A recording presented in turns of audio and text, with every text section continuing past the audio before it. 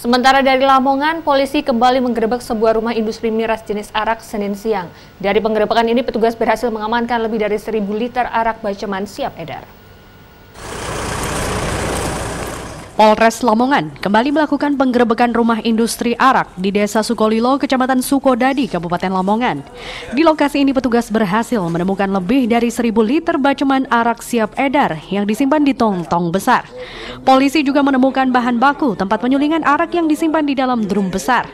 Produksi arak tersebut tergolong skala besar yang rencananya akan diedarkan di wilayah Lamongan, Gresik, dan Bojonegoro, serta Tuban. Petugas juga berhasil meringkus tersangka yang berdalih baru 2 minggu memproduksi arak miras yang diproses secara tradisional tersebut, di mana arak produksi menghasilkan Rp600.000 setiap transaksi dalam 200 liternya. Butuh waktu berapa lama, Mbak? Lepas aja. Proses pembuatan butuh waktu berapa lama, Mbak? 1 minggu. 1 minggu. Terus ini sudah jadi? Dari mana, Mbak? Mbak, dijual kemana biasanya? Dari Tuban.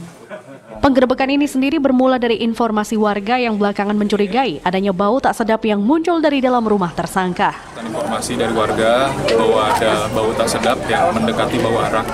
Maka dari anggota menyelidiki, ternyata setelah dilakukan penggeledahan ditemukan adanya rumah produksi miras jenis arak. Akibat perbuatannya, tersangka dijerat pasal 137 Undang-Undang tentang Pangan dengan ancaman hukuman 5 tahun penjara dan denda 10 miliar rupiah. Miftahul Arif, Lamongan.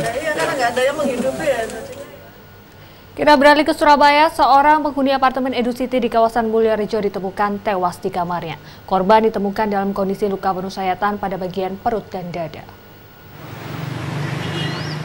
Penghuni apartemen Edusiti, Kecamatan Mulyorejo, Surabaya, Senin siang digegerkan dengan tewasnya seorang pria warga Jakarta Pusat di kamarnya di lantai 17. Korban ditemukan dalam kondisi bersimbah darah dengan sejumlah luka di dada dan perut. Diduga korban tewas karena dibunuh. Belum diketahui pasti pelaku pembunuhan, namun polisi langsung melakukan olah tempat kejadian perkara dengan mengumpulkan bukti rekaman CCTV maupun sidik jari dan keterangan sejumlah saksi. Dari hasil olah tempat kejadian perkara, petugas berhasil menyita sejumlah barang bukti berupa pisau dapur, besi sepanjang 1 meter, kain pel, dan tas milik korban. Usai dievakuasi, korban kemudian dibawa ke ruang jenazah RSUD Dr. Sutomo, Surabaya. Triproto Purnawanto, Surabaya.